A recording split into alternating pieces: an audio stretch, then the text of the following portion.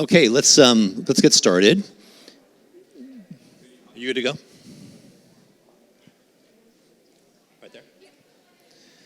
So this is the Nemaline Myopathy Research Review Group. It's meant to be very interactive. I think we'll have a short general presentations by some of our prized researchers who are here. And in addition to that, we have a few that are still coming. They're on their way.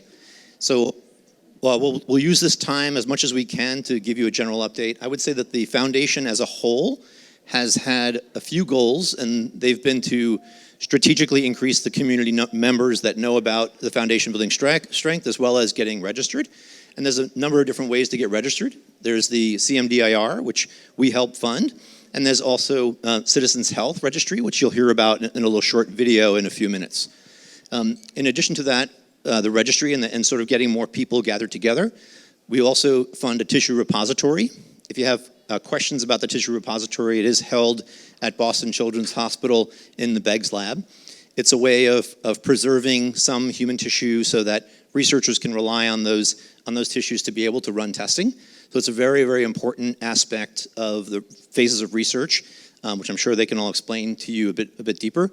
But the most important thing is that if you are considering having a surgery, or if there's something that's coming up that you wouldn't mind sparing a few cells, we do all of the work for you. We have 𝗧𝗫 Cosette, who actually helps run and implement the entire process for you. Package, collection, the kit comes to your hospital, and then we actually send it and have all the payment taken care of to get it to Boston Children's and stored effectively. So keep that in mind. And I would say lastly, we really are hopeful that our funding improves animal models, and that they continue to further represent the human form of the diseases, and that we can actually, again, use the research to actually give us a closer target to reach a clinical trial at some point. Later on, you're going to hear from Tina Duong also, and we're really proud of the fact that we have funded a research project at Stanford that's going to be a natural history study. In addition to that North American study, we also have a study going on in Brazil, as well as the European contingent of Nemaline folks as well. So we're hoping to have lots of good data to be able to be the foundational research that allows us to launch into a clinical trial once our fabulous researchers complete their research and say that they're ready. All right, Jen, do we want to kick off?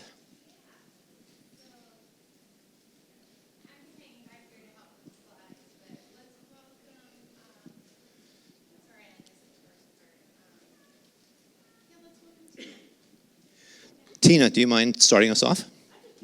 Great. We can even let you finish chewing first. Yeah. Thanks. Hi, everyone. It's a great pleasure to be here. You'll see in our timeline what it took, and Mark can attest to this, for us to get here. And so I'm excited that we have good news coming into this meeting. But I'll talk to you about the Nemaline Natural History Study. We haven't gotten it approved by all the investigators, but we're calling it NEMO, so that, we always have an acronym or something short. But unofficially, we're calling it NEMO. This is our natural history study that Mark was telling you about. And Dr. 𝗏𝗏 at Stanford and myself, we lead this network. But I thought to start, I know that some of you have been in some meetings where we talked about natural history and clinical trial readiness. And the question always comes up, why? Why are we doing this? And so I want to kind of talk about clinical trial readiness and what it means to you and why it's so important. And we're investing all this time and your time, our time, space, and money in it. And then I'll give you a very brief overview of the study itself and the protocol, some of the timelines and our network and the study contacts, so that you can refer people to the sites, because that's going to be the next hurdle in this is recruitment. But to get started, clinical trial readiness. What does that mean? It means we have to attain a natural history. And why is that important? It's really, a natural history is looking at, studying something long-term to understand the characteristics of NM. right? And so we have to know how these characteristics change over time. It provides us the roadmap so that we can understand the natural progression of the disease. Because if we're going to have a treatment that is going to impact the disease, we really have to know where we started, right? And so as our experience with SMA and Duchenne, this natural history goes up and down. It's our guidepost. We always refer back. And when there's treatments, then it changes. We almost start at a different level. But we have to know where we start to start with. And then natural history studies are really a bridge to clinical trials. What it does is it helps us move an idea that's in the lab into meaningful clinical trials. And I'll talk to you a little bit about how we learn from you during that natural process, as well as learn how to do it better, so by the time we're ready for a clinical trial, we can hit the ground running. And so it's really the foundation of everything that we do. Again, like I said, it's a point of comparison of a new treatment. It identifies the key milestones, and this is really important because you hear about clinical endpoints and efficacy measures. The question I get all the time is, what should we measure? And there's never an answer that's correct. The answer is like, what phase of the study, what population, what functional level, because all of this matters. And how do you know that? You know that by understanding the natural history. And one of the, not only just from a clinical trial perspective that it's important for people to invest in Nemaline, right? And so if drug companies want to invest in something, at the end of the day, they have to get a payout for what it is that they're investing in. They will more likely invest in a study that they know, that you know what you're talking about. You know what to measure, and you know when a clinical trial comes on that there is a reliable endpoint they can go off of. The second part is a biomarker, because that will be more likely the early detectors of change. And it's not biased by an evaluation. If I evaluate you today, your effort may be different, and so there's effort-dependent things that makes a clinical endpoint more variable. But a biomarker it could be a blood biomarker, it could be different things that we can detect and correlate with possible change. So that's another part of why natural history is important, because it informs a clinical trial.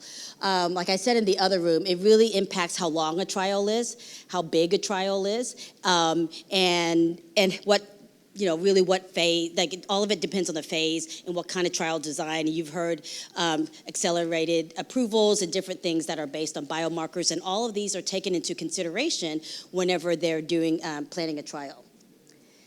And trial readiness is a team sport. So I just recently watched the movie about the rowers, and that was so inspiring because you really have to be spot on together. And we don't do this alone. We do this as part of all the people who are invested. Most importantly, you as the patient community, researchers, clinicians, regulatory, payers, investors, really. We have to it's a collaborative effort so we know what to measure, when to measure, how to measure, and how it changes the natural history. Because I was asked this question before, what keeps you up at night? And what keeps me up at night is if we have a promising drug and we measure the wrong endpoint, doesn't mean it didn't work. We just measured the wrong thing. And so we want to hear from you. We want to understand the science. We want to understand the natural history so that we are most likely to hit the target. And how does it benefit? It really benefits the community for engagement and awareness, because when we have a community of people who are in natural history, if a clinical trial comes on, we actually have a database of people in which we can say, hey, this treatment's available. We can recruit faster. The faster we recruit, the faster we can get through a study. It improves standards of care. Why? Because as a community, we're learning more about the disease and about how it's progressing. And then also, this is the most important part, is the patient perspective. The FDA wants something approved at the phase 3 level that's going to change function or quality of life. And who's going to tell us that? You're going to tell us that, right? But we have to, again, touch back on how does that impact function and possible biomarkers that may be related to that. This is a lot of things, but one thing I want to make sure that people understand too is that natural history trials are not just about research. It's about clinical care, because it does help guide standards of care. An example I would say is, like, a lot of times standards of care are put out and there may not be a treatment, but there's proactive respiratory care that really changes the quality of life and the livelihood, as well as what we've discussed a lot is scoliosis and contractures. We learn from what other people are doing and what can we do today while we wait for a treatment that's up and coming. And so now I'll talk about the study. So here is the NEMO study. This was our first meeting. I think it was MDA, maybe, but we got together, and you'll see that this took us a year to get it all going. But one of our primary objectives is really the natural history. How do we understand the progression of the disease across a wider spectrum of patients and ages? And then we're looking at the efficacy and endpoints. What tools and what measures, such as motor, respiratory, and other aspects, are changing that we're more likely to use as endpoints. So this study, we're going to recruit 50 individuals from 0 to 18 years of age with ACT1 or NEB. And this is going to involve 2 to 4 visits a year, depending on how old you are. So you can imagine if we're recruiting babies, we want to see them more often because they're changing more often. This study is going to be over a 3-year period. So once you enroll, we'll see you for at least 3 years. And each visit, depending on how old you are and how much we're needing you to do, it could be 1 to 2 days. And some of the categories that we're assessing includes motor function tests that you may already do in clinic, including 10-meter walk test, MFM 32, respiratory measures, some imaging markers, and depending on what site you go to, it could be MRI, ultrasound, EKG, some blood collection, questionnaires, and skin biopsies, which is also optional if you join. Here's our participating sites in the U.S., Stanford, University of Texas in Dallas, St. Jude in Memphis, Toronto Sick Kids in Canada, Boston, Massachusetts, Boston Children's, National Institute of Health, and then, of course, in Brazil. And I want to also, as Mark was mentioning, we do have a collaboration and a partnership with the UK. Why is this really important? When you see our timeline, the year that we spent in building this together was not just this network. We collaborated very closely with the UK group based on the ENMC guidelines to make sure that how we're measuring it is the same as the UK. We have the same manuals, we have the same worksheets, so that when at the end of this study, we can compare the US and Brazil data to that of the UK, which makes our natural history cohort larger and our combined forces and even stronger. So that said, it took us a year to get here, and I am really happy to say that it required every single one of those sites' budgets to be approved, and now it is, so we can start contracting and expecting to have our first recruitment in September. And so spread the word. So if you know people, start sending them our way because we're going to be ready to enroll in September. We want our first patient in September, and we're hoping for the last patient out in 2029. Because remember, it's a 3-year study, and we are aggressively hoping that our recruitment would be 6 months. And so you can imagine 6 months later, the last patient will come in 2029, and then we hope to, in between, have information and data we could present to you, but the 3-year total data we'll have towards the end of 2029. And with that, here are our team contacts, and we'll share this with you so that you'll have all the information on who to contact, particularly the coordinators of each of the institutions, and we can definitely get you on the list and get you engaged. But most importantly, this natural history is really, it's you guys. You're really paving the way for the future. If it wasn't for everyone in this room and this collective effort, we wouldn't be able to move the needle. So I appreciate this time, and I really look forward to engaging with you further on in the next coming years.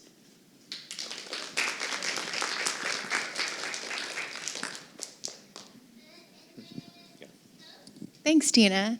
I do want to, I have a follow-up question for you about, I know some of the sites aren't quite ready to launch, so maybe that'll be a follow-up, but most will be, so thank you for that. That's really exciting.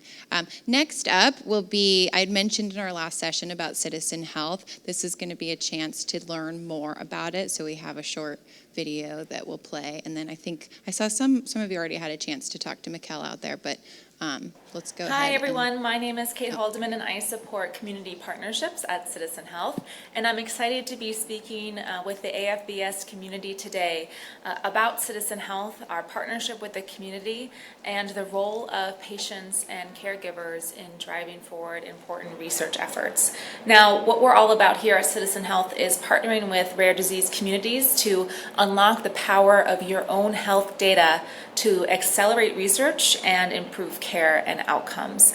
A big part of why we exist is because the landscape of rare disease research is extremely challenging. There are over 10,000 rare diseases, 95% of which don't have a treatment, and it impacts millions of patients and takes a huge economic toll on society. To develop drugs for rare diseases is quite a long, arduous process, and so what we really need are more easy, patient-friendly ways to collect the important data that is needed in order to drive forward this research. Rare disease research is really quite challenging to get the data that researchers need by the simple fact that rare disease patients, they're very rare, so it's hard to get that information, and it costs a lot of money, a lot of time to push forward the drug development cycle here. How this has traditionally been done, and today still a very important cornerstone for rare disease research, are what we call a natural history study. So these are observational studies. The AFBS community has one underway that is working to understand how the disease develops and progresses naturally. This is really to help characterize the disorder and the full spectrum of the disease manifestation, so we have a great baseline to understand what is this disease, what does it consist of, and gives researchers a leg up to help progress treatments forward here. Now, some of the important roles that a natural history study plays in the community is threefold. One, again, is that establishing that baseline so that we know what the typical progression of the disease is.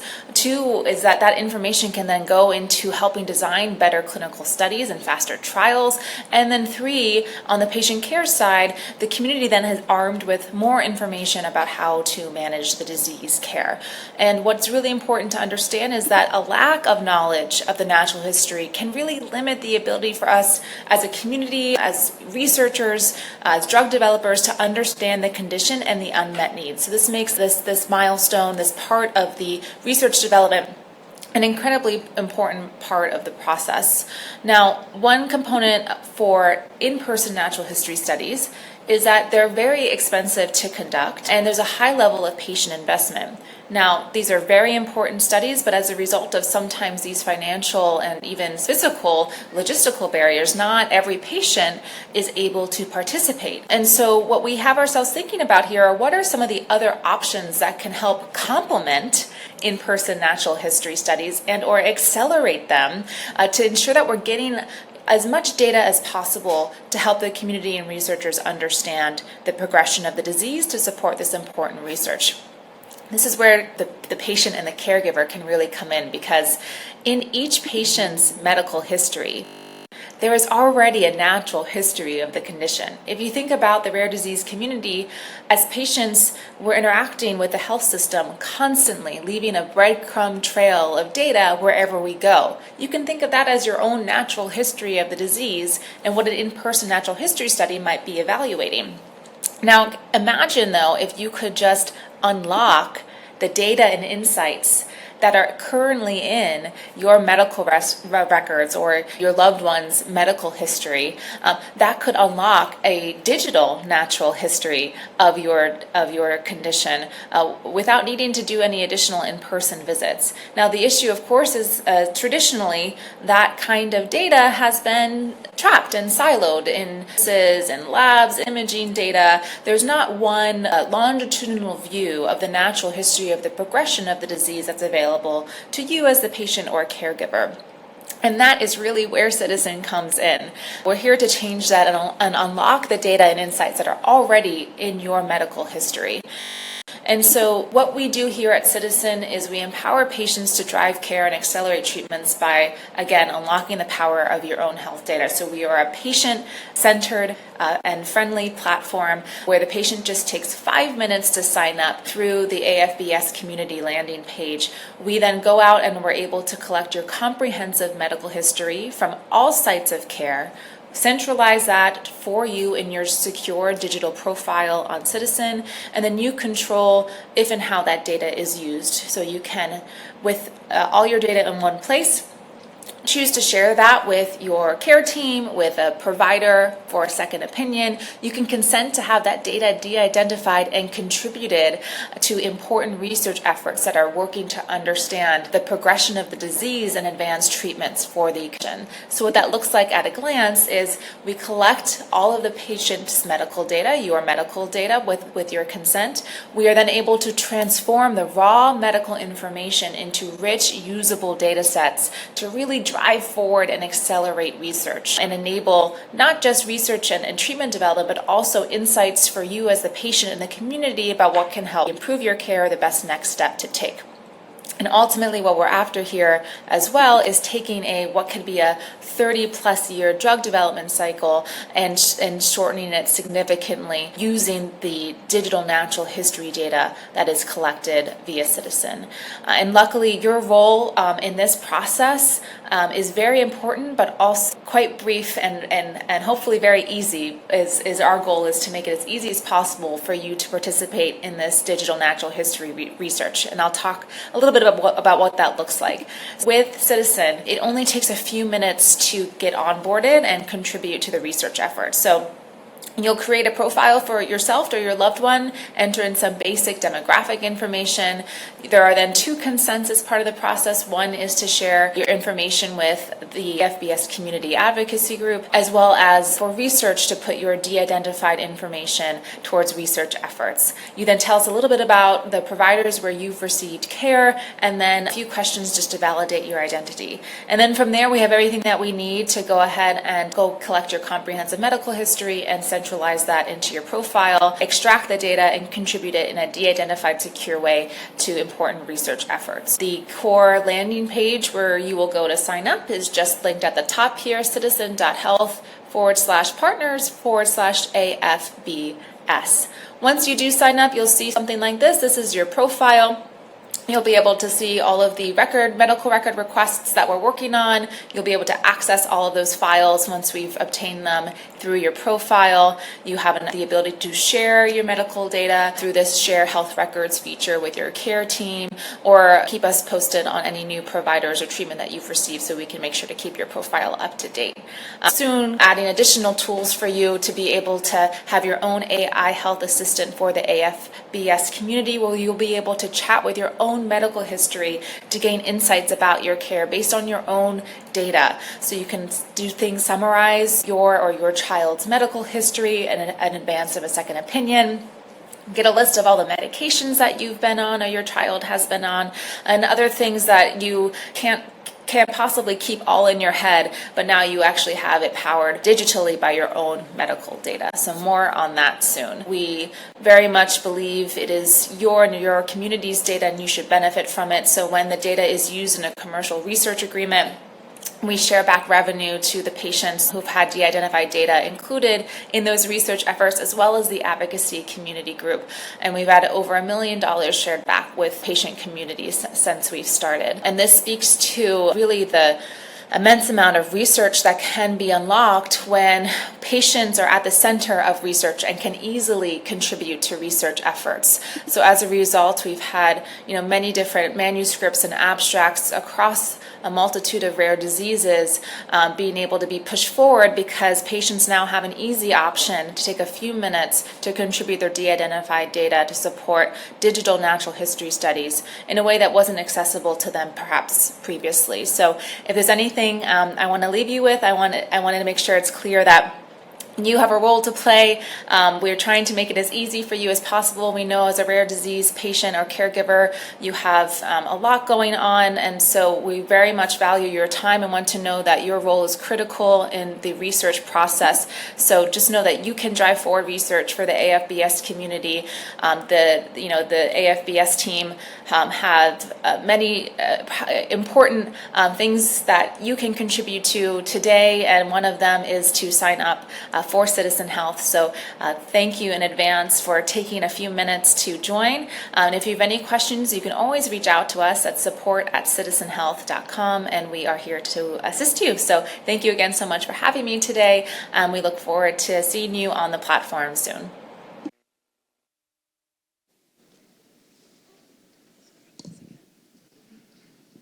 Okay, so between Tina and the natural history study, and the prospective natural history study and the retrospective natural history study, there are ways to get involved in research, so hopefully you're all able to do that and talk to Mikkel outside if you have any questions about Citizen Health. Next, Marc had mentioned 𝗏𝗏𝗃𝗃's lab and the tissue biobank that AFBS supports. We have a couple slides that just explains what that is. Is anybody not familiar with the 𝗏𝗃's biobank? I'll just do a quick overview of it so you have the information on how it works and what to do. This is just a summary of his lab, but they collect tissue donations or tissue and other information about NM patients to support research. Where's the, thank you. Unfortunately, Dr. Beggs wasn't able to be here this week, and so that's why I'm presenting on his behalf. So this is just some information about why tissue samples are important, but ultimately it's contributing to understanding NM better, and it's used in research and studies. This is basically the steps to do a tissue sample, to do a donation. It's all done remotely. You don't have to go to Boston to provide a sample, and there's no cost to participate, and ultimately, if you want to contribute to his lab, here is the contact information. It works internationally for those of us that are not American. I was able to ship samples. It's a pain, but they will help you to the legal process and all that. So if you are not American, still consider this because it really helps. Actually, these guys were the ones who, because of the tissue that we sent, who got the diagnosis to my son, because none of the other genetic testings was able to help. So it's really important that we do share the data. And if you're going for any type of surgery, just call them and they will give you the whole plan about how to get any sort of tissue or sample that is useful.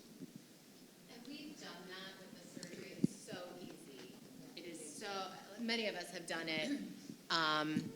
As kids are going in for different surgeries, it's so easy. It's not like they're taking extra tissue, and they coordinate everything, and it's really, really easy. So please think about that. All right, thank you guys for your comments on that.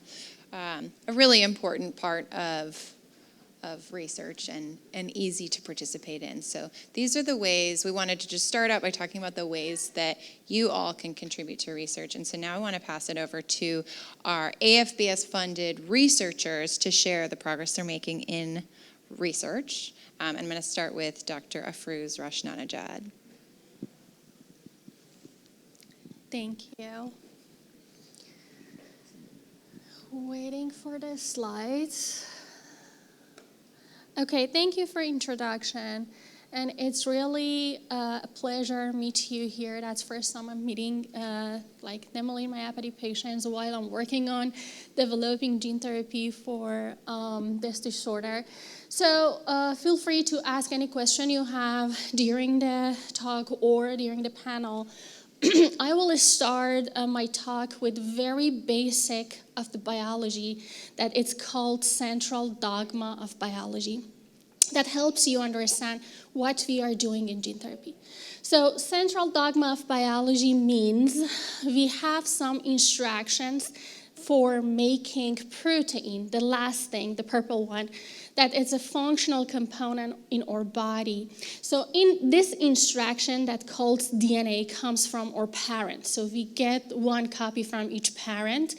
And this instruction will be transcribed into the message that we call it RNA, and then this RNA will be translated into the protein that does all the functions in our body, making like muscles, brain, whatever we are doing are based on these proteins. So central dogma means DNA to the message, RNA, RNA to the protein. And if there is any defect in our DNA that we are getting from our parents, or randomly that defects can happen, finally the protein will be defect, and that protein cannot function normally. So the disease symptom will be appeared. So let's go back. What gene therapy does is that fixing that defect gene on DNA level by different technologies like CRISPR only fix that, or replace a healthy copy of that gene that we received, the defective one from our parents. So gene therapy will end to make a healthy protein in our body. So for the gene therapy in my lab, I'm using adeno-associated viral vectors, that they are basically viruses, but they are the smallest virus in the body. I just draw a circle around them because they are so tiny. They are the smallest viruses in the world. They are about like 0.22 micrometer.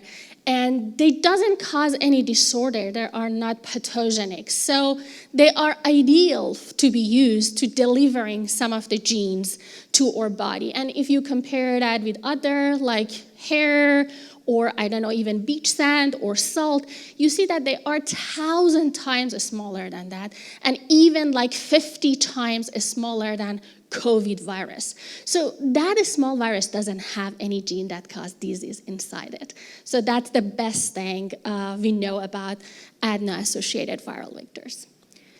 So you can think about adeno-associated viral vectors as a Trojan horse. I always say that in my teaching classes to my students. So you heard about the Troy War that took about 10 years, and it was between like the Troy city and Greeks, and like nobody won that war until Greeks came with the brilliant idea of making a gift, a wooden gift, that it was a huge like wooden horse. But inside that horse, there were soldiers. So Troy city people didn't know that. So the Greek people presented that as a gift to the Troy cities. And when they were happy and celebrated this peace, at night, soldiers came out and they opened the gate, and Greeks entered the city and everything changed. So they won the war. So you can imagine these viral vectors as a Trojan horse. They look like harmless to our cells, so they can enter into our cells. But inside these viruses, there are actually therapeutic genes that they carry with themselves into the cells. And this therapeutic gene will be expressed into those proteins that I showed in the first slide, and they will function in our body and fix the disease symptoms. So this AAV vectors has been used very widely in the field of the gene therapy, and currently there are 7 FDA-approved AAV-based gene therapies for different disorders, from spinal muscular atrophy, that was one of the neurological disorders, to muscular dystrophy like Duchenne, to even hemophilia and other metabolic disorders or even eye disorders. And I want to say that these gene therapies are only one-time treatment. So it's only one time, like injecting the viruses and done. So you don't need to receive that treatment again. And there are various like serotypes of this AAV vectors that has been used. So there are hundreds of them, that each of them may target one of the tissues better than the others, although they can mainly target many of the tissues. So you can see, for example, AAV9 can target liver, brains, muscles, and many other cells. So the strategy that I'm using here, well, actually my project has been supported by AFBS to develop the gene therapy for 𝗥𝗲𝗏-based Nemaline myopathy. And what's happening in this disorder is that mutations, mainly autosomal dominant mutations in actin, in the skeletal muscle actin gene, cause accumulation of the mutant, that protein in our muscles, that prevent the even normal protein to function normally, and the muscle weakness and atrophy appears. So the strategy that I'm using is to cleaning up that bad protein from the cells and replace that with a healthy, good copy of the same protein. So you can imagine when you have a recipe for making a cake, and in that recipe you have salt instead of sugar in that recipe. So the cake that you are cooking, it will be like salty and not tasting good. So what you are doing, basically throwing away that wrong recipe and get a good recipe from your mom and trusted person and make a good cake that really it tastes better and sweet. So the gene therapy that I'm using is the same thing. I'm using viral vector and I'm putting two components inside that. One is called microRNA. It's a small antisense RNA that can target those messenger RNA that I showed in the first slide, and it will actually digest the bad message or messenger RNA that has been made from faulty gene we got from our parents or it's in our body. And the second component in this AAV vector is a healthy copy of 𝗥𝗲𝗏 gene, that it will make a healthy protein that it will function correctly in our muscles and make our muscles stronger. So here is a little scientific heavy things, but I would like to share those results with you. So these are the structure of microRNA that we designed in our lab. This microRNA can target those bad RNAs, and here we showed a technique called Western blot that will look for the proteins of this 𝗥𝗲𝗏 in non-targeted cells or in targeted cells. So we use different microRNAs. We use non-target microRNA that will not target the gene as a control, that's this one. And then the rest of them are targeting the 𝗥𝗲𝗏. As you see, last three ones, number 10, 11, 12, they very significantly reduce the level of actin in our cells, in treated cells. So there are our lead microRNA that we are using. And then, what happened? I cannot proceed the slides. Okay. And then here, the healthy copy actually has been modified that will produce the same actin protein, but it's resistant to microRNA activity. As you see, for example, here we have a normal endogenous actin gene. That microRNA will 100% target that, like there is 100% coverage to that endogenous version of actin gene, that actually it will be degraded in our body. And then the healthy one that we're replacing, it has some changes in that, while in producing the same amino acids that I mentioned here. It will not 100% cover that, and you will see that one is resistant. In the Western blot, you see all of this proteins has been expressed, and microRNA couldn't. Even these three ones that reduce that cannot affect the healthy codon-optimized copy. And here, I just want to very simply describe the results here. So these green muscles are muscles expressing the mutant activin that is fused to the green fluorescent protein. And when we treated that with the microRNA, you can see that all of them are gone. And it's almost similar to the healthy one that doesn't have any of that GFP attached actin one.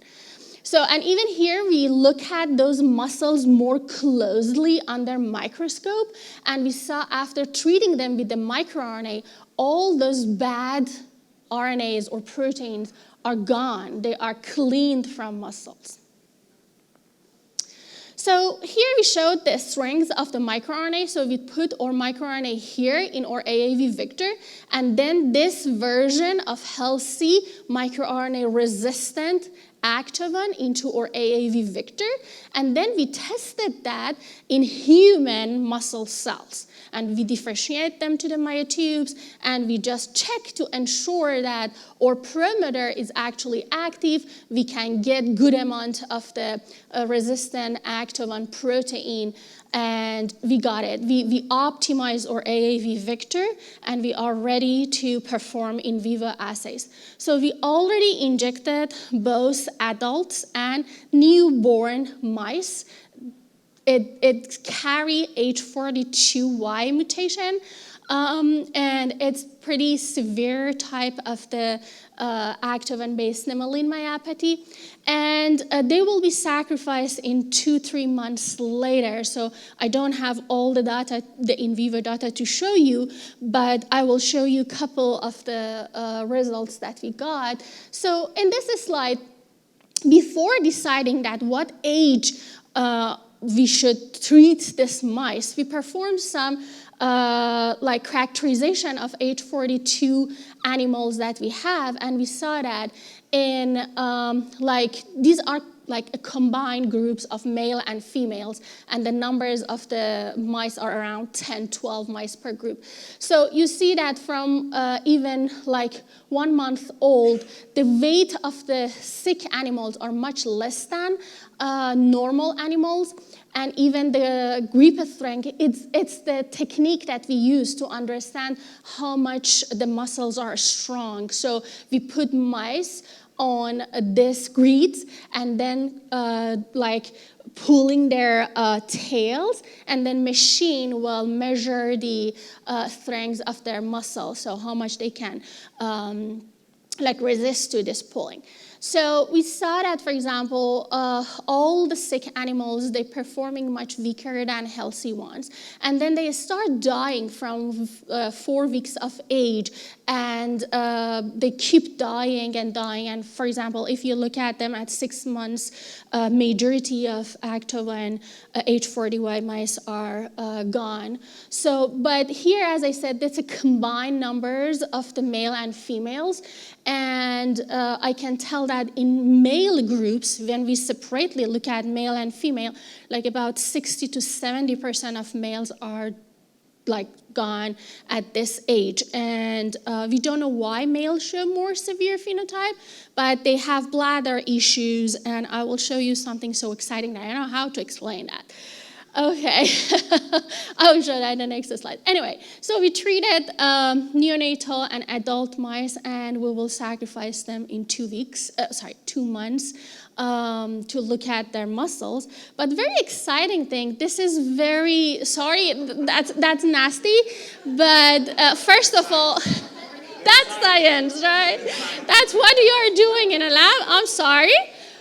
So first of all, this color is actually their color's coat. So they are like a brownish, they have a brown coat. Anyway, so these are all male mice, male activin mice. And the first one is wild type, healthy, non-treated. And the second one is a sick animal, about 4 months, maybe 3 months old. And they are untreated. And this one is, again, another sick male, but we treated that with our activin gene therapy. And very excitingly, when we decide to sacrifice all of them before they are gone, so we saw that the bladder size was much smaller than the bladder in untreated one. So we know that AAV vectors goes to the bladder, but we don't know what is the function of active one because it's a skeletal muscle actin in bladder. So it's very fresh data.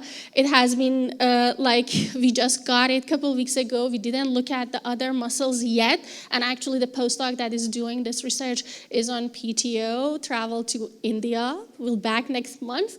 So this is what we saw, and we still trying to understand why that's happening. But again, we know that AAV can deliver to all the tissues. And yeah, so still this research is ongoing, and we applied for the second phase of this research. Hopefully will be funded. And yeah, by that, I would like to thank everybody in my team and our collaborators, Dr. Alan Beck, David Mack, and other people who helped us to run this research and shared plasmid or mice or something with us. Thank you so much. So we'll answer questions later. Thank you so much. We will have a Q&A after everybody presents, so just hold on to your questions until the end. Next, I'd like to welcome up Dr. Vandana Gupta. Welcome. Thank you, Jen. It's so nice to be here. I remember I attended my first clinical conference when I was a postdoc, and we were still discovering the disease-causing genes. And it's so nice to be back after a decade when we are very close to some of the therapies for Nemaline myopathy. So, So my lab is located in Brigham and Women's Hospital in Boston, and my group is working on developing a number of therapies for Nemaline myopathy.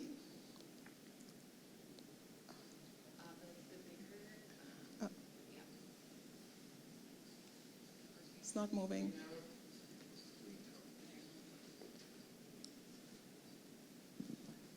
And I've been driving for 7 to 8 hours straight, so if I say something that does not make sense, please feel free to stop me and ask.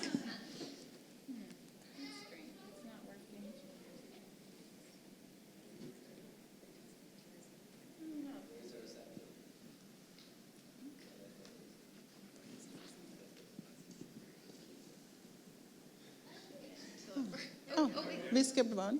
All right. There we go. Okay, there we go. So Nemaline myopathy is a rare disease, but we believe it's still not so rare. Over the years, mutations in about 11 genes have been identified in Nemaline myopathy, and we now know the diagnosis of about 60 to 70% of the patients that are affected by the disease.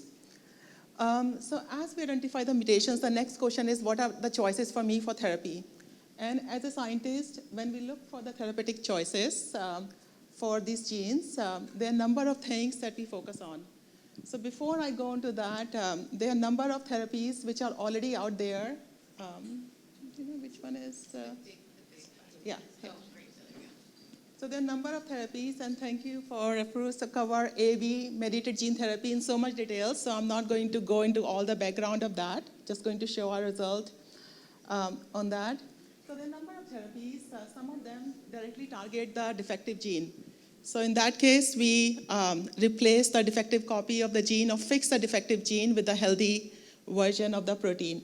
And in other cases, we may not be able to target the gene itself, but our effort is on improving the skeletal muscle function by targeting some other pathway, either through upregulation or downregulation.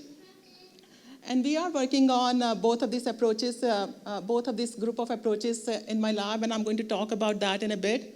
But when we talk about developing a therapy, there are a number of factors that we have to consider. And I want to talk about that because we always get email from many of you. When you see some result with one therapy, can this be applied to my kid? And in some cases, yes. If we work on targeting the skeletal muscle function as such, so if we develop that therapy in one disease subtype, we can always test that in other disease subtype. But in some cases, if we are developing a therapy by targeting the gene which is specific to actin, that can only be applied to actin, or if we are targeting Nemaline, that can only be applied to Nemaline. And development of these therapies depend on a number of different things. For example, what is the size of gene? If the gene is really big in size, we cannot pack that in viruses like adeno-associated viruses, but we have other approaches. But the good news is that when we look at the different genes and the different therapy options which are available out there, most of the disease subtype have one or the other option available, if not all for each disease subtype.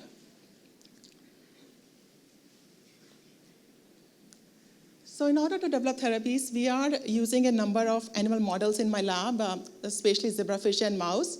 Last year, me and other researchers had given a detailed webinar, which is there on the AFBS YouTube. So if anybody wants to learn more about these different animal models and their importance in Nemaline myopathy research, I encourage to go and check out this YouTube video.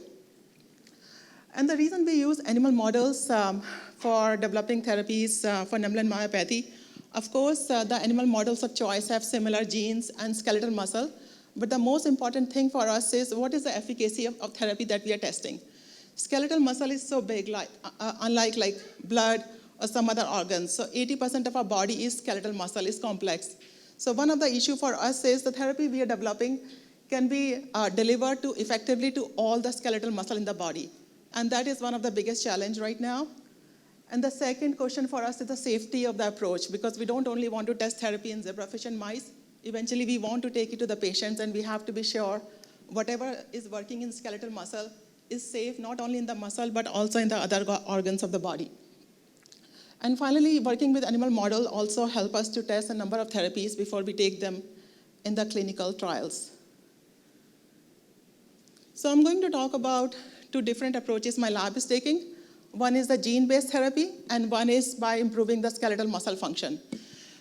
Few years back, as we identified mutation in 𝗏 genes in Nemaline myopathy, and 𝗘𝗏𝗁 is one of them, it was believed that it is a rare form of Nemaline myopathy. We had identified just 5-6 patient families affected with 𝗘𝗏𝗁 mutations. But what we have realized now over the years of work, that this number of patients affected with 𝗘𝗏𝗁 and Nemaline myopathy is continuously increasing. We have about 65 patients that have been reported in the literature, affected with 30 different mutations. And some of those mutations are very common to specific ethnic groups. One of the mutations in 𝗏 domain is specific to patient in China. So a lot of patients we see from China, they have the specific mutation. But the point of the slide is that some of the rare form of myopathies may not be that rare. And as more and more clinical data is available, we are identifying more patients. And we believe that the number of patients is much higher than what I'm showing here, simply because a lot of clinical labs find mutation in patient these days, but not every clinical lab reports or publishes that mutations in the publications. They just give the reports to the patients and then they move on. We are really motivated to develop therapies for different rare subtypes of Nemaline myopathy. So these are the results of one of the Nemaline myopathy we are showing. In this approach, we are using AAV-based gene therapy. And I said Rafuj covered very well AAV-based gene therapy. So just to summarize, what AAV-based gene therapy is that we put the defective gene, a healthy copy of the defective gene in a friendly virus, which is called 𝗂𝗍𝗄. And these are like flu-like viruses, like there's a minor discomfort, but they are friendly viruses. They are overall, if they are given with all the precautions, no serious side effects in the human. So this is a work we actually had done with the extensive support from a foundation building strength. A few years back, we created a mouse model of 𝗘𝗏𝗁 Nemaline myopathy. And these mice on the right, they have the missing 𝗘𝗏𝗁 gene, and this is a sibling that is normal mice. And we can see here, these mice are much smaller in size compared to the wild type. This is very similar to what we also see in the patient. Most of the patients that have 𝗘𝗏𝗁 mutations, they are born at birth with really weak skeletal muscle, very low muscle tone. And when we looked at these mice, most of these mice that have missing 𝗘𝗏𝗁 gene, they die within 7 days after birth. Again, very similar to most of the 𝗘𝗏𝗁 patients that we see. So at this early age, there are not of muscle function studies that we can do. But one of the studies we do is, I think this skipped.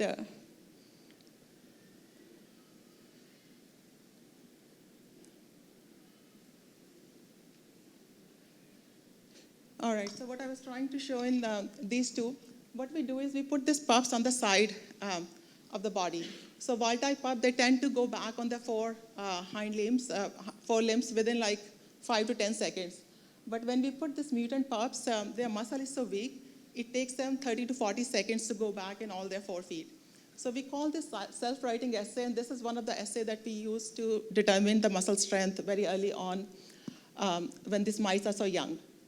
So what we have done in this mice then, we took both of these normal mice and the mutant mice very early. This is day 7, but we took these mice when they were born around day 1. And we put the 𝗘𝗫𝗁 normal copy of the gene along with the AAV virus back into the body, and we let these mice grow. And remember, these mice, if you do not treat them, they die at 7 days. And this is the data from 6 months old mice.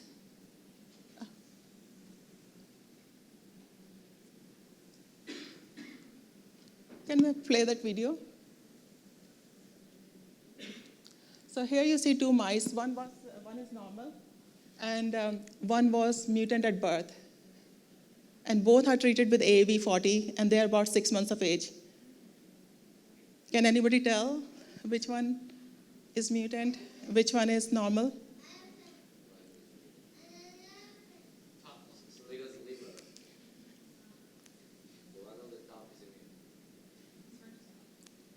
So yeah, just see for a few more seconds.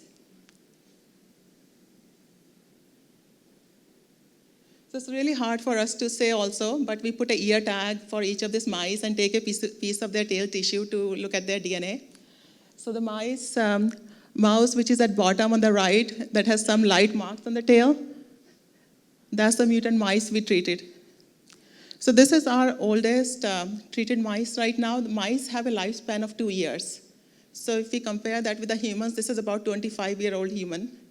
And right now we are seeing the muscle tone is perfectly fine. It's really hard to tell them apart when we look in a cage. And we have not seen any adverse event in this case. So this is very exciting. For the first time, we are seeing such huge improvement in Nemaline myopathy. So the second approach I want to just go briefly over is the small molecule-based therapy. As we are developing therapy for rare form of Nemaline myopathy, we are also interested in identifying therapies that we can apply over a wide range of Nemaline myopathy patient. And in order to do that, we are taking a different approach. What we are doing in that case, we are working with zebrafish. We work with one model of zebrafish, in this case, 𝗘𝗫𝗁 which results in another form of rare form of Nemaline myopathy.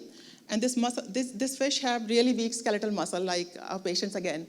So we have taken FDA-approved compounds and tested about 1,000 different compounds into this zebrafish model. And we study the function of these compounds in the improvement of skeletal muscle swimming, because swimming is one of the output we can test easily in zebrafish. So we tested 1,000 different compounds over the last few years and found about 50 drugs that improved swimming in 𝗘𝗫𝗁 mutant fish. So which is great. We are doing further testing in 𝗘𝗫𝗁. But as I said, one of our question is, these drugs, they are not fixing the gene function.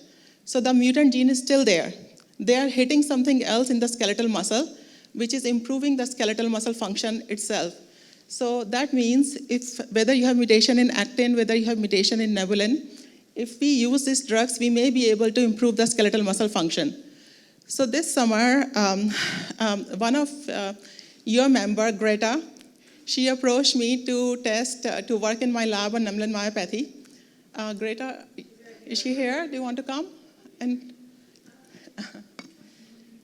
so as we were identifying this drug, Greta approached me, and she wanted to work in my lab this summer, and she worked on testing some of these drugs in the Nemaline zebrafish model.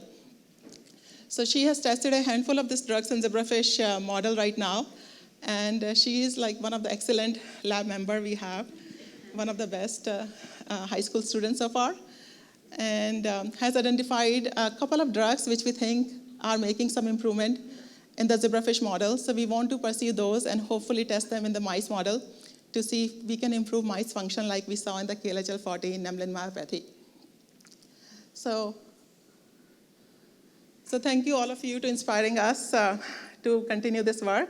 And I'll be happy to take any question in the end when all the talks are done.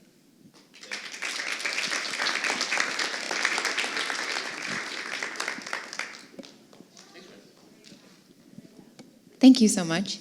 All right, Ricardo, I'll have you come up. We want to make sure we have enough time for, so be as fast as possible. Okay, yeah, how does this work? Just the big green button right there. Okay, and the laser? The little green button. The danger one. Danger. Okay, so thank you for having me, and it's my first time here, and I'm really amazed about the great people that attend this conference, great parents, great caregivers, great kids, so thank you very much for making this an amazing event. So raise your hand who knows Nemaline Myopathy type 6 due to 𝗏𝗏𝗏𝗏13 mutations. Okay, more than expected. So extremely rare myopathy. And many of the patients that suffer from Nemaline Myopathy type 6 are located in the Netherlands. So it's a kind of a hotspot, and the main mutation is actually a 𝗏𝗏𝗏𝗏 mutation. So previous one, yes. Okay, so this is a typical Nemaline Myopathy type 6 patient. They have mild weakness, and they're typically diagnosed when they're young adults, so it's not from birth. The main phenotype, or the main symptoms they have, besides muscle weakness and fatigue, and that is very characteristic for these patients, is that their muscles relax slowly. So they cannot jump, they cannot run, and if they would trip over something, it would be hard for them to correct for that disarrangement. So actually, I want to make clear that that's the main phenotype and what bothers them the most. And besides, at the functional level, the main hallmark of Nemaline myopathy, as in other, and you may know, is the accumulations of these aberrant proteins within the muscle cells. So that's 2 points to note for this presentation. So we don't know much about the natural history of the study. Patients are often diagnosed when they're young adults or adults, so we don't know much what happened before. So we did a lot of work on patient biopsies, so muscle tissue from them, and we could characterize as much as we could. But then to really look at the disease mechanisms, when it starts, how it develops over time, we developed a mouse model that has the same mutation we see in patients. And on this mouse model, we did like extensive longitudinal study to be able to identify the hallmarks of the disease, when it starts, how it develops, and then be able to develop therapies. So similar of what we try to do in humans with the natural history, but in this case, we did it on mice. So the idea was to make a mouse model that has the same mutation we see in patients, and then we could take muscles from the leg and do many different studies. Here I'm going to show you Nemaline rods and muscle function, specifically relaxation kinetics. We did a lot more, but these are the two main outcome measures that we can present. So we can measure many different muscles, and we can do functional studies, but also we can do different morphological studies. And we do this at different ages, so 1, 3, 9, and 18 months of age. And this nicely correlates with the, let's say, a young kid, a young adult kid, adult person, and a very old person. So then we have a bit of a perspective of the natural history, and we can correlate this to humans. So the main results, first we want to see if they are protein aggregates, these Nemaline rods, these aberrant proteins that are not recycled properly, and they just accumulate in the muscle. And you can imagine the muscle, here are every individual circle will be one muscle cell. You can imagine a muscle cell as a long spaghetti, put them together, break them in half, and what you see is every single spaghetti will be one muscle cell. So at 1 month of age, we do not see any Nemaline rod aggregates or protein that would accumulate within the muscle cell. But then at 3, 9, and 18, and you can see those big dark spots inside the circles, those are Nemaline rods or aberrant protein aggregates. So that nicely correlates with what we see in patients. And at a functional level, I mentioned relaxation kinetics, so we can take the muscles out of the legs of these mice. We put them in a setup, similar that it's up there. We stimulate it with electricity, and we can measure how the muscle contracts and how long it takes to relax. At 1 month of age, every single dot is one mouse, and we're comparing it to each other, so the NM6 mice compared to a wild-type control, so healthy. And 1 month of age, there was no changes. But then if you see at 3, 9, and 18 months of age, the muscles actually took longer to relax. So then again, it was similar to what we observe in patients. And this is measurable, same as we could measure in patients. So here we identify an age where the mice are healthy, so they don't have any disease. And we have an age where they show peak phenotype, so the most severe stage of the disease. So we have 2 therapeutic windows. One where we can treat the mice before they develop anything. So this is relevant for humans. If you can identify the mutation and they haven't developed any symptoms, and you can test the treatment, and then you hopefully prevent any development. But also in Nemaline myopathy type 6, most of the patients are already adults. They already have the phenotype, they already have the weakness, slow relaxation. So you also want to see if you can revert that. And we tested this using, again, what the previous speakers mentioned, an AAV9 approach. And what we did is to deliver an AAV9 that has a molecule that basically finds the RNA, the messenger RNA, as I mentioned, and it degrades it. So there's no protein formed. And we know that not having this protein, actually it's okay, because we have a knockout mouse model that has no 𝗶𝗏𝗄D13 protein, and they're perfectly fine.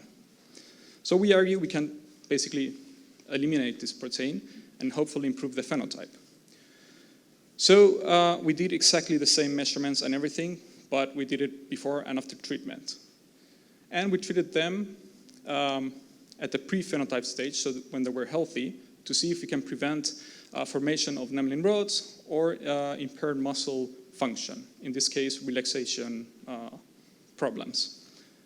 So we injected the mice, we waited for 8 weeks, then we take out the muscles, do the measurements, and here we could see that we essentially prevented the aggregations of proteins, of these aberrant proteins. There were no Nemaline rods, maybe 1 or 2 around the muscle. We measured the entire muscle, so not only a region, so we could see the entire muscle. We also measured relaxation kinetics, and you can see on the right side, on the blue, that's the treated group compared to the previous data I showed you. You can see that the relaxation kinetics were comparable, so they were fine. But then more relevant is, can we revert what already is there in the muscle? You know, these protein aggregates, sometimes they're there, and maybe they're there forever, and they're impairing the function. So what if we can actually get rid of them? So we treated the mice at 2 different stages. We did a short-term treatment and a long-term treatment to see if this treatment can hold over time. So the short-term treatment, we inject them at 7 months of age, and then we do all the measurements at 9. And what we saw there, and the long-term treatment, we just wait longer. So we treat them at 3, and then we do all the measurements at 9. So 6 months of effective treatment. So what we saw is that both short and long-term treatment essentially cleared the aberrant protein aggregates in the muscle. You can see that the long-term treatment essentially cleared everything out of the muscle. We measured 6 mice per group, or 8 mice. There were no rods in the muscles. So that was really, really impressive. And at the functional level, we did have a significant effect on improving the relaxation kinetics. They weren't completely comparable to the healthy, but they were significantly better than the actual mutant mice without any treatment. So we have a mouse model that really, really nicely phenocopies the human phenotype. So they have the weakness, they have the fatigue, they have the Nemaline rod aggregates, and especially the slow muscle relaxation kinetics, which is the main problem for these patients. We also know where we can intervene. And the nice thing is that the late intervention, let's say when they already have the problems in muscle, it seems that that also can be reverted. So that gives us a lot of hope. And knocking down this gene seems to be very promising for therapeutic interventions in this patient group. And what we're going to do now is these patients, they have, so as they mentioned in the first presentation, everyone has 2 copies, one from the mom, one from the dad. So these patients have only 1 copy with the mutant gene. So we want to do a 1 copy specific knockdown, so we leave the other healthy copy in the humans. So that's the next step. So thank you very much for listening. And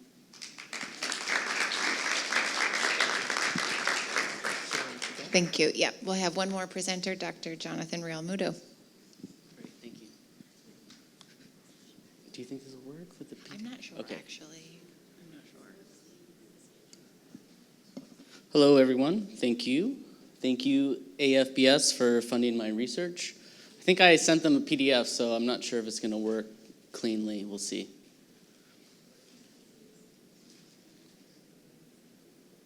So I'm going to switch speeds a little bit. I'm not a biologist. I'm actually a roboticist, and I study human motor control. So I'm actually developing soft wearable robots for movement assistance. I've been doing this since I started at UCR, maybe 5 years before that in my postdoc.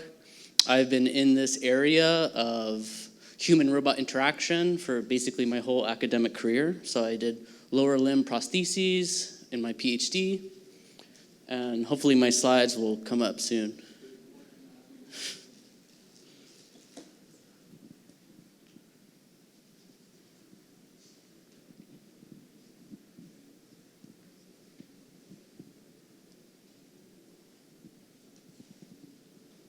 Oh, great. Okay. Yeah, so my research with AFBS is about developing what I call soft robotic garments. So the vision is to integrate actuators and sensors into a garment that someone could wear, and it would help them ambulate. So at the first stage, our target is just sit to stand and postural maintenance. So can we help someone stand up? And, so let me just, it does work. So this is really the big vision of my research with AFBS. We want to build an integrated system for a wheelchair. The actuators, and I'll show you them in a second, they're actually powered by air. So I use compressed air. It's very cheap. You can just buy a compressor. You can pump up your tank, like a scuba tank, for example. And the idea is that we can offload all of the heavy stuff onto the wheelchair. And so what the patient would wear is extremely light. And I build these actuators out of textiles. So it's actually already fabric.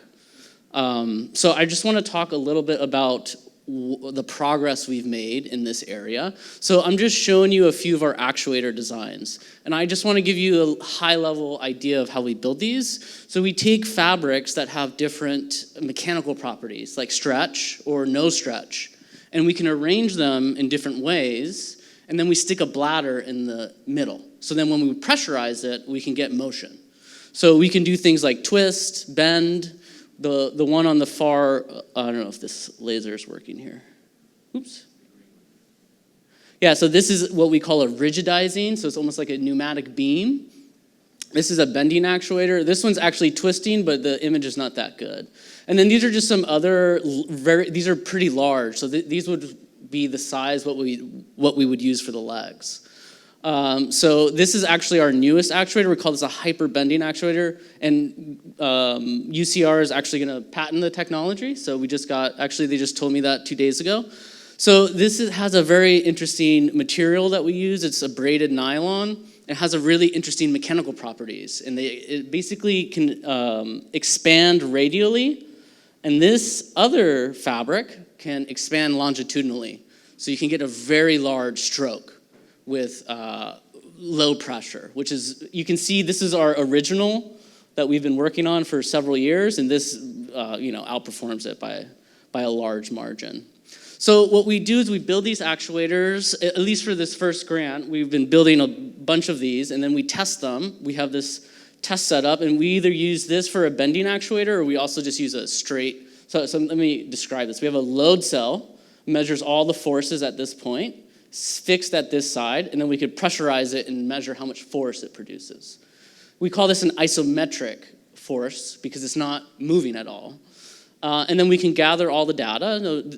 What you're seeing here is just different dimensions of the actuator. So what we do is we can take this data now, and the other part of the research is how do you personalize a device to somebody? So we started exploring what we call computational design for this. So we take our data, we can scan somebody. So we're not yet at the stage where we can take the raw scan, but we can make up, this is like what a scan would look like after you clean it up. And we use what's called a genetic algorithm. So we basically, we discretize the space and then we say, we want to produce this torque at the knee, this torque at the ankle, design me the wearable robot. And it'll basically, I have a video which will go for the next talk if you guys go to the science talk. I encourage you. I thought this one was only 5 minutes, so I tried to keep it. So I mean, long story short, the idea here is not everybody has the same needs. So we can personalize the device to the individual. And the things that we're taking into consideration is not only the net joint torques, but also the shear forces that you would feel on the skin, which is actually really important. I don't know if anyone's like keeping up in this space, but there's a lot of commercial activity in these wearable robots. I think, I forget the name of the company. They're coming out with like a hiking assist. Yeah, exactly. Exactly, right. But these, I don't know if you've seen the technology, they're rigid and they're heavy. So this is not the solution that, that I'm envisioning for our population. I want something that's really soft, that can be unloaded, so all of the heavy stuff is somewhere else, and it could provide, a comfortable fit. So that's our goal. And I mean, we made a lot of progress in the first grant. The other thing that we're working on is how do you actually connect this to the human? It's not a trivial problem. One of the things we look at, the skin displacement. So, imagine if you push someone's arm, their skin is moving too. So how do you eliminate that? So we do things what's called impedance matching. We're trying to build this structure to sort of transfer the power optimally to the human. So this particular structure is actually just 3D printed, but it has a nice boa. So this kind of stuff is the first stage to integrate it into a garment. So the other great thing is we just got approval for IRB testing. So just like maybe 2 weeks ago or a week ago. So this is our experimental setup that we're really excited to start testing. Like I said, we're just gonna do sit to stand and then postural maintenance. And our hypothesis is that our devices will reduce the effort required to do these activities. So I'm really excited about this. We already have one subject from the community that has volunteered to participate, and hopefully we'll start testing in this month. Yeah. So that's all I prepared. Thank you. Thank my students who do all of the work. And yeah, happy to answer questions. Thank you. All right, why don't you stay right here? Why doesn't everybody come up that has shared today? We are short on time, unfortunately, but it was really great to get everybody's presentations. So we want to just jump right in. And a special guest, we're welcoming Dr. Jim Dowling to our panel. So Jim, thank you so much for being here. And I want to just open it right up to questions right now. Hi, a couple of you indicated that for AAV therapies, you only need a single shot.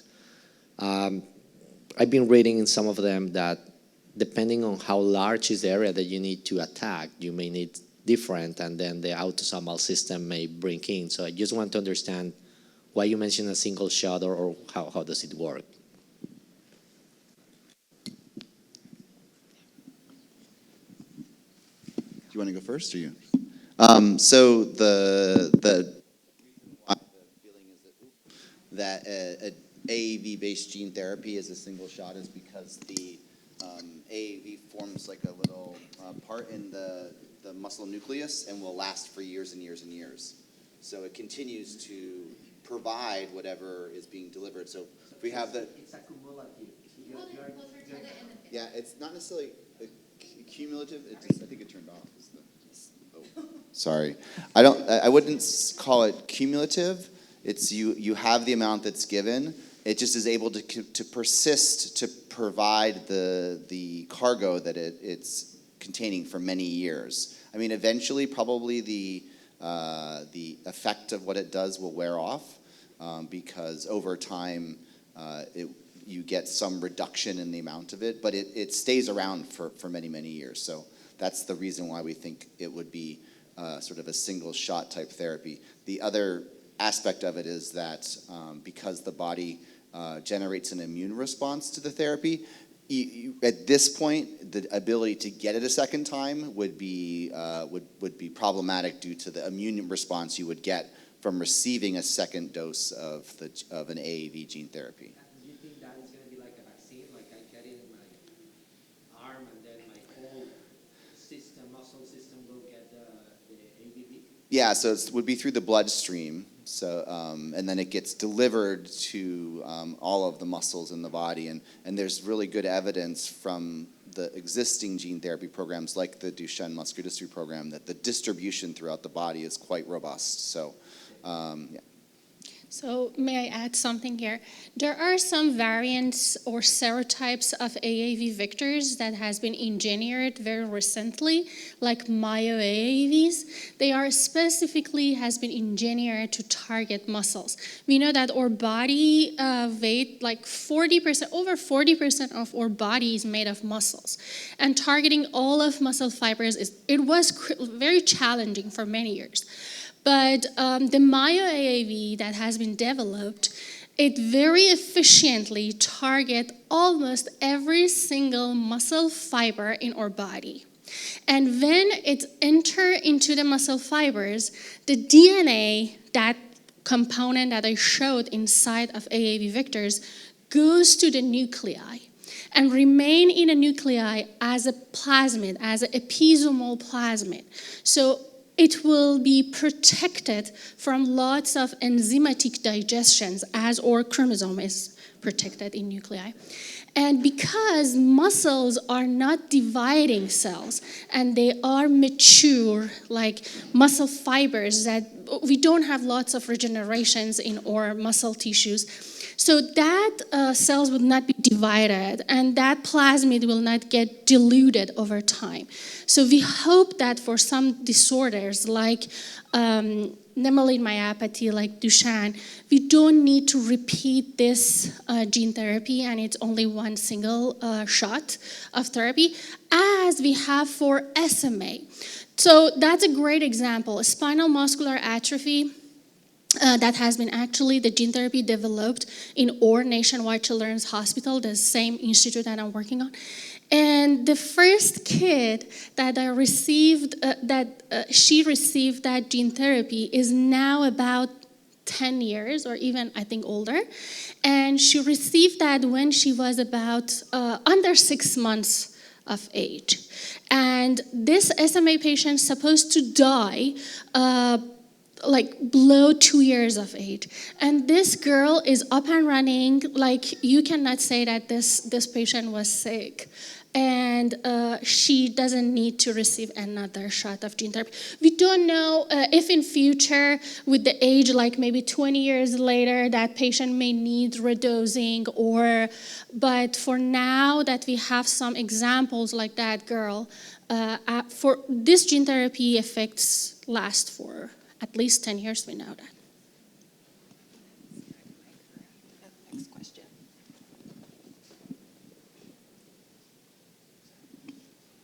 Jim, my question is for you because I know that you study NEB mutations, and I am wondering, I have two questions.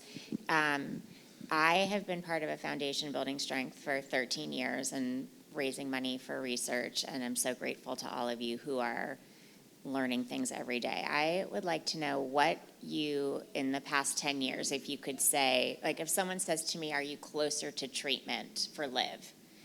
I don't know what to tell her because my understanding is no. And my second question is, in terms of the research that you're doing, realistically, is there a timeline for being that patient who got a shot 10 years ago and you would never know that she's sick? Great and challenging questions, for which I had, the best answer, which is say yes, we're ready to go, and that would not be true. I would say though that we're getting very much closer. and not to make it about sort of the work that my lab's doing, but I guess I will for a second. We have 2 different therapeutic strategies that are looking really quite promising, that we're seeing now improvements in the mouse model of nebulin-related Nemaline myopathy. So I think until you start to see something that could work, you don't know what the time frame could be to actually accelerate that therapy. So I'm getting very cautiously optimistic that there's going to be a strategy that will enable now the development. Now the development course, you saw the slides, historically has taken numerous years. Once you actually have the treatment that could work, to bring it to patients usually takes many years. I think there's a lot of effort now generally in the rare disease community, and I know that Foundation Building Strength is participating in this kind of effort to see how we can compress that time frame on 2 levels. One is through natural history studies so we can be ready when the drugs are ready to go. There's been stories for other rare diseases where a drug has been ready, but it's been then delayed a couple years to go into patients because there wasn't the clinical trial readiness. And so, the great work that Tina's doing, you heard about the other program for the electronic medical records, will hopefully make that happen. And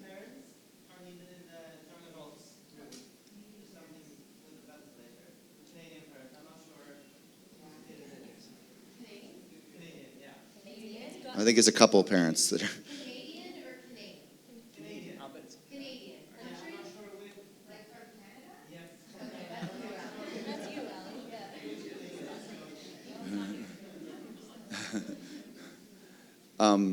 And then, so I think both there's the clinical trial readiness that's really starting to accelerate, and then at least from our group, we're getting very excited about a couple therapeutic strategies. And I just want to make a small plug we're added to. One of the hurdles from the therapy development perspective has been the animal models for Nebulin. And in particular, the mouse model had this sort of very surprisingly severe phenotype. And through funding to our lab from Foundation Building Strength, we've actually figured out why that is, corrected the mouse, and now it's modeling the human disease much better and enabling us to test the therapies for the first time. So I think we're getting very close. And then, but to answer the final question, which is what you really want to know, I think I need to ponder more and to figure out more what it's going to take once we have the successful mouse results, which we're now getting, for those next stages in terms of what will be required from the safety testing that has to be done to bring a drug to patients. And then maybe, I don't know if Vandana wants to talk about the small molecule stuff, which is also another avenue. And I think the mouse model now being ready for testing drugs will enable the work that Vandana is doing in the zebrafish to test those in mice. And we've provided the mice to the Grenzier lab, which I think they're going to be using for the screening. So, yeah. Thanks, Jim. As I mentioned in my talk, we are discovering small molecules in subtypes of Nemaline myopathy that we want to expand. And what we are seeing is that even though I say that the drugs that we found in one subtype, we want to extend into other, we have identified 50 drugs in 𝗔𝗙𝗕𝗏, and Greta tested about 20 of them so far in Nebulin, and we see improvement with two of them. So there are going to be some drugs that we find by other methods that can be used to subtypes like Nemaline myopathy. And one of the things is the advantage of the drugs we are using, these are FDA approved. So if we are comfortable testing them in mice, that yes, they're actually making an improvement in these mice, we are comfortable very soon, like in few months, a couple of years, to bring them to patients to improve. And in addition to gene therapy, a lot of effort that Jim is doing, it is important to develop a number of different drugs, because one drug may not be able to be helpful to every single patient. Some drug may be helpful to one patient, some to other. So by discovering a lot of these different approaches, we hope that we can combine them and have more effect in different patient population. I was going to have a follow-up question. So, and it sounds like it was just where you left off. So it might be helpful if you just answer it now. The FDA-approved drugs that you're testing, is that, when you mentioned compounds, are these things that are always going to have to be kind of combined back together, or are some of them like over the counter that you can, have a positive publication result and people just go out and try it? And some of them prescriptions, or is it like, how do those work? So some of these are already available over the counter, but I did not want to tell the name of the drugs because in the past there have been some papers that have published some drugs over the counter, and I've heard from patients who just went and tried that without consulting their physician and got really bad muscle cramps. But yes, there are going to be all kinds of drugs. Yeah, and maybe just to caution a little bit about the drug repurposing, which I think it seems sort of theoretically like this amazing strategy. It's a drug that's already been given to patients, but you just have to keep in mind that none of these drugs that would be repurposed have ever been given to an individual with Nemaline myopathy. So there's going to be unique features. It might be a drug perhaps that's never been given to a child before. So to know, it just means that the drugs have been given to a human in some form. We've had a bit of a sobering personal or individual research experience where we had a drug that for a different muscle disease called 𝗏𝗡𝗵𝗏 myopathy, which we repurposed and brought to patients in a clinical trial and had to stop the clinical trial because of disease-specific side effects that were quite severe, that were completely unexpected, that had never been reported for the drug before. So I think another example was with the ranitidine receptor myopathy, where we were involved with a repurposing drug trial, and the drug failed, and it turned out because in humans, the drug actually doesn't go to muscle very well. And so I think there's a lot of, the hope was, ideally the drugs that Vandana is finding are going to be the ones that easily go to humans the best, but it's possible that there's other things that could be complicated. And I guess I would just encourage everyone to be very careful about taking off-label drugs without a lot of good guidance and thought, because there can be the potential for harm as well, and I think it's really important to keep that in mind. I have a question about the, oh, sorry, go ahead. No. Mine was more along the lines of with the natural history with 𝗥𝗲𝗄𝗏, what that Jim was mentioning. It's really understanding the underlying pathology that may rise to the occasion whenever that you're trying to treat the underlying disease. But I was going to make a comment based on our experience with SMA. So, treating infants with SMA is very different than our experience. So we have a lot of adults or people who are, I would say, chronic SMA, and you treat the underlying pathology. But however, the chronic part of muscle atrophy and lack of movement still is there. And so, I think in parallel to looking at a gene therapy or some kind of disease-modifying treatment is the regenerative part. Because right now we can learn from what's happening already in SMA. They have moved from, now that there's successful disease-modifying treatments, to looking at regenerative medicine. What's downstream? What's going to increase muscle force? And so I commend you because you're already working on robotics. And so that was one of the things that I've worked on for 3 or 4 years with SRI. So I'd love to talk to you more about all this drift and technology, but I think that's part of it, because it has to be a combined effort of not only the looking at disease-modifying treatments, but the downstream increasing muscle force alongside assistive and robotic technology to really improve independence and quality of life.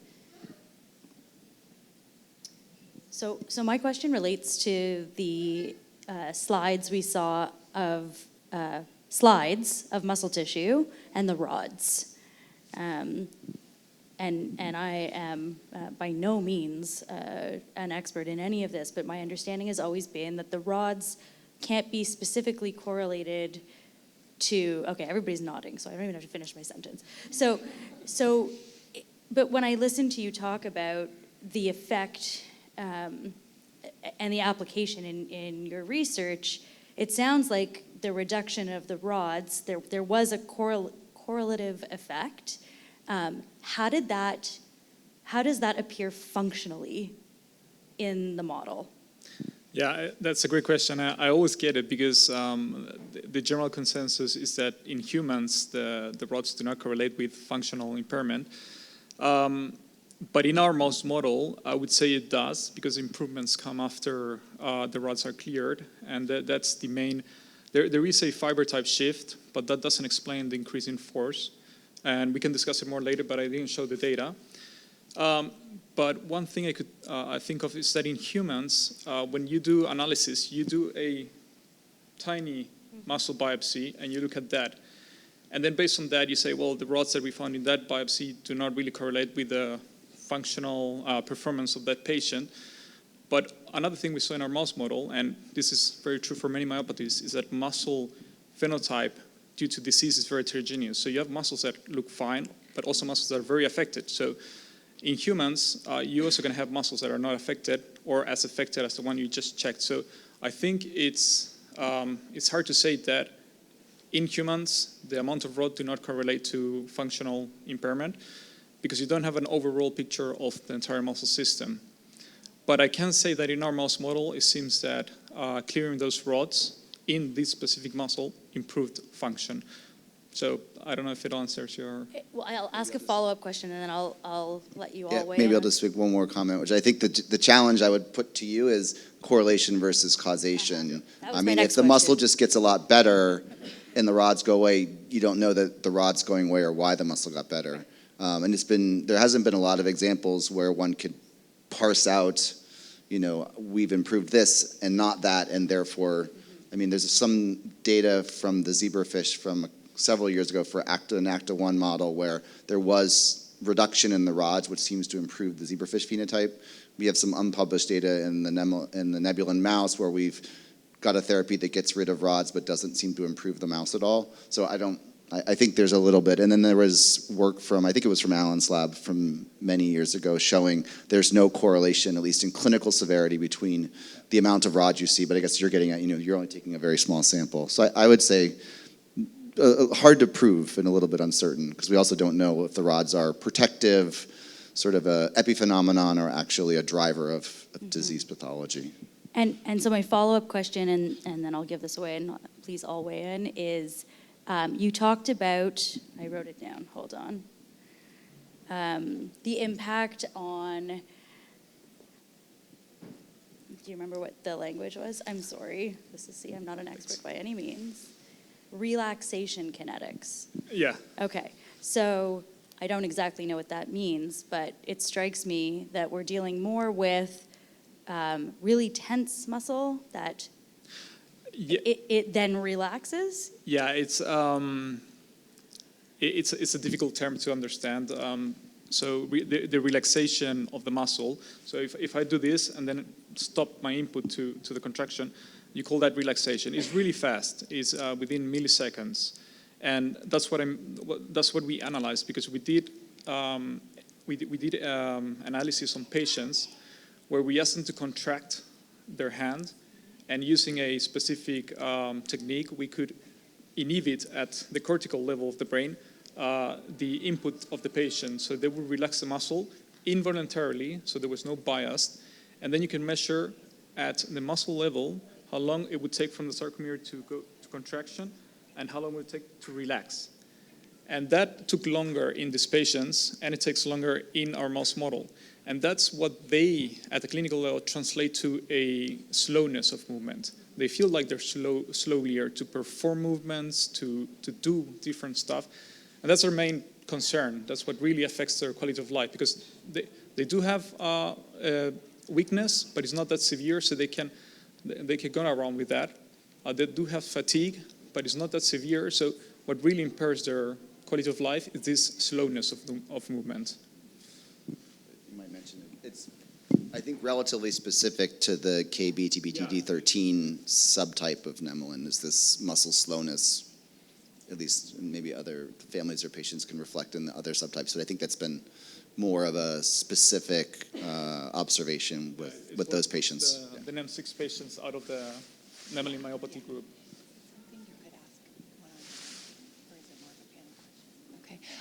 We are past our time, so I'll give one more question, and then I just want to remind everybody that tomorrow, I encourage everybody, all of you on the panel, to join tomorrow from 8:30 to 9:30.